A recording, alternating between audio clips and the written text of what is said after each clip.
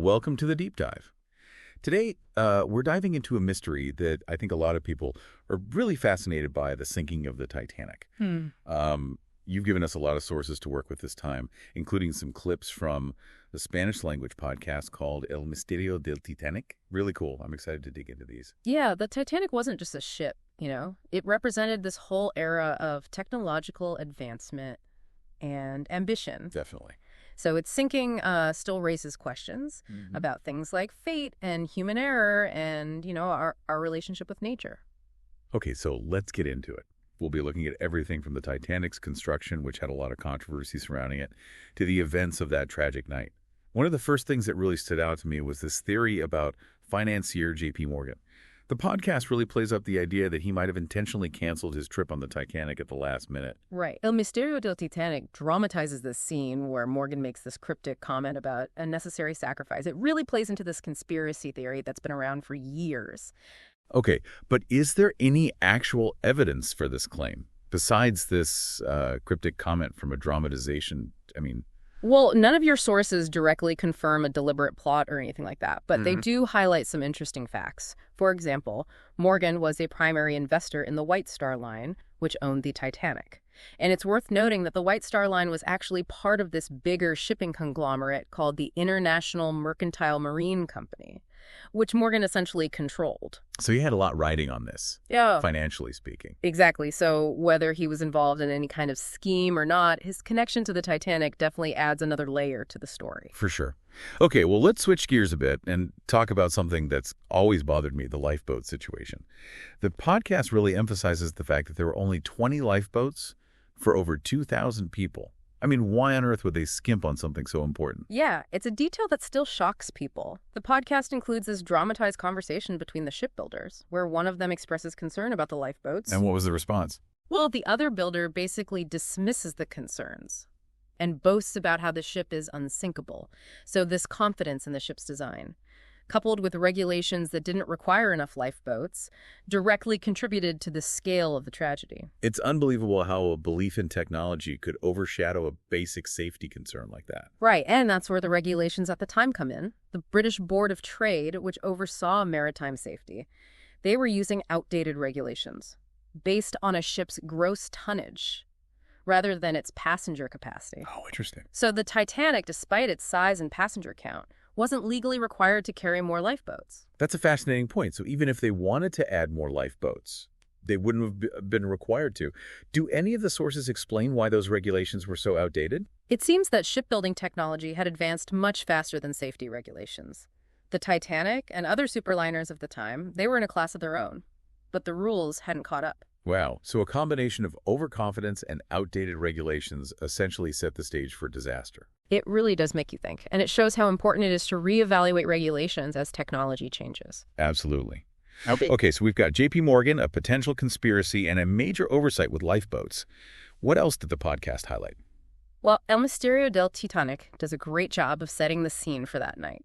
They describe the sea as being really tranquil, a starlit sky, passengers enjoying themselves completely unaware of the danger. It's like a scene from a movie. The calm before the storm. Exactly. And then boom, the lookout spots the iceberg and everything changes. And the podcast also talks about the contrast between the lavish parties on the upper decks and the cramped conditions below, where a lot of the immigrants were traveling. Yeah, that's another important point. The social divisions of the time were mirrored on the ship itself. And during the evacuation, those divisions became really apparent. What do you mean? Well, the podcast emphasizes the chaos of the evacuation. Families being separated, passengers fighting for space on the lifeboats, the crew trying to maintain order as the ship sinks. And were these experiences different depending on where you were on the ship? Oh, absolutely. While first-class passengers had more time and easier access to the lifeboats, many passengers in the lower decks were trapped, with limited options for escape.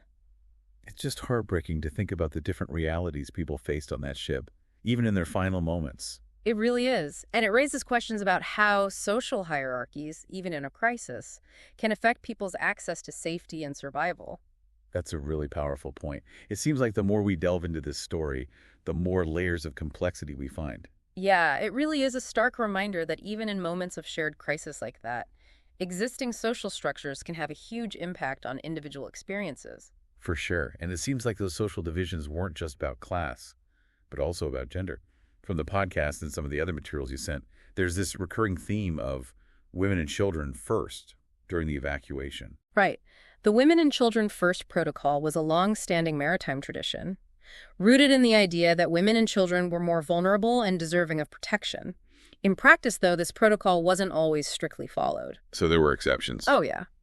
There are documented cases of men disguising themselves as women to try and get on lifeboats, and some families refuse to be separated.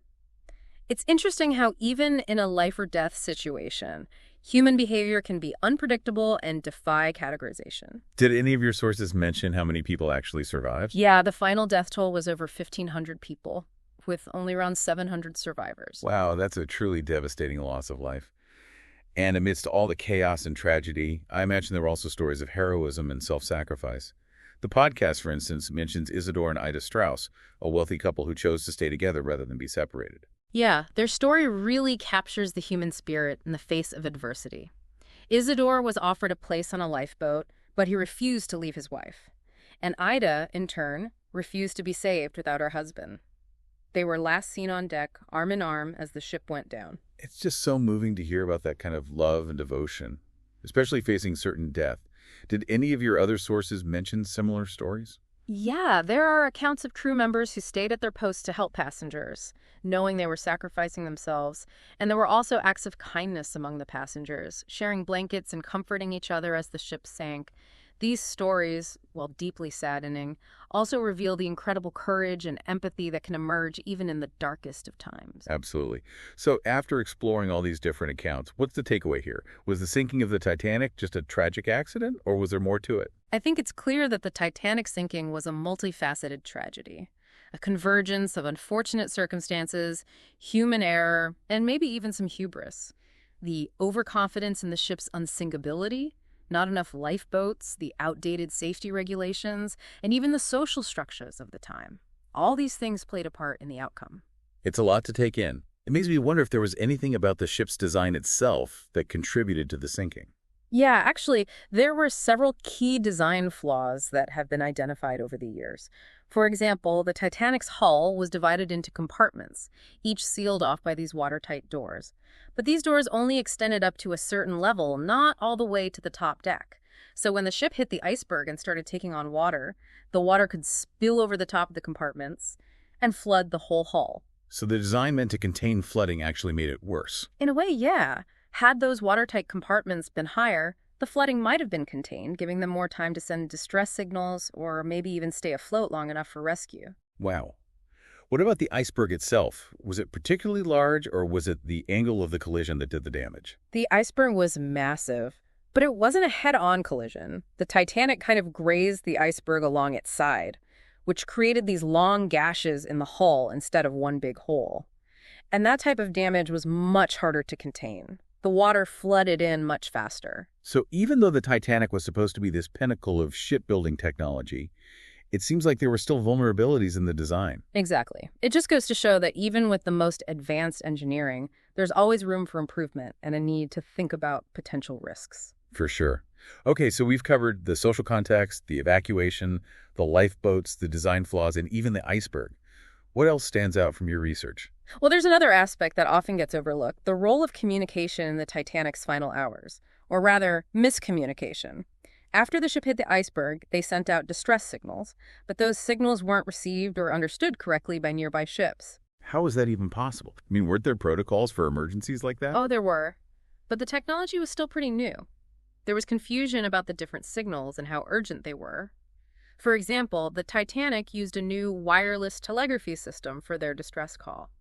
But some nearby ships only had older equipment and couldn't receive it, and others misinterpreted the signals or thought they were routine. So even if the Titanic had enough lifeboats, help might not have arrived in time because of these communication problems. Exactly. It's a reminder that even with technological advancements, effective communication can be the difference between life and death. Wow, this deep dive has been a lot to process. We've gone from conspiracy theories to design flaws to communication breakdowns. It's amazing how much there is to this story. And we've really just scratched the surface. The Titanic continues to fascinate people. It sparks new research, documentaries, and even fictional stories. Speaking of stories, what are your thoughts on the Spanish language podcast, El Misterio del Titanic? Seems like it was a big part of this deep dive. Yeah, I thought it was a really engaging resource, the way they use dramatizations. While maybe taking some creative liberties, really brings those events to life and makes you think about the human side of the tragedy. Yeah, it's interesting that they chose to focus on the mystery part of it. It seems like there's still a lot we don't know for sure, even after all these years. Right, and that's part of what makes the story so interesting. There are still unanswered questions, things we don't fully understand. There's room for interpretation.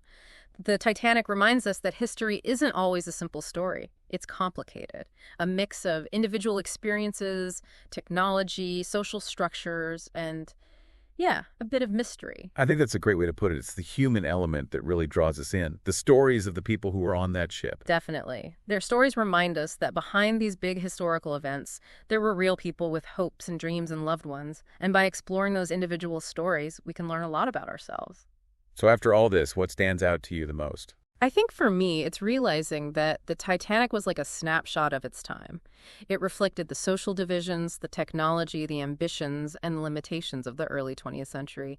And its sinking is a cautionary tale about the importance of humility and preparedness and the need to question our assumptions. Yeah, it reminds us that even with all our progress, we're still vulnerable to human error and the forces of nature. Exactly. And it also highlights the power of storytelling. The Titanic continues to inspire us. It makes us think. It makes us feel. It's a story that connects us to the past and to each other. Well said. This has been a really incredible deep dive. Thank you for sharing your expertise with us. It was my pleasure. And to our listeners, thank you for joining us on this journey. We've explored the Titanic's construction, the social dynamics, the events leading up to the sinking, the tragic loss of life, and the stories of courage that emerged from that night. What stays with you? What do you find most compelling? We encourage you to keep exploring, keep asking questions. There's always more to discover. That's what makes a good deep dive so rewarding. Until next time, happy exploring.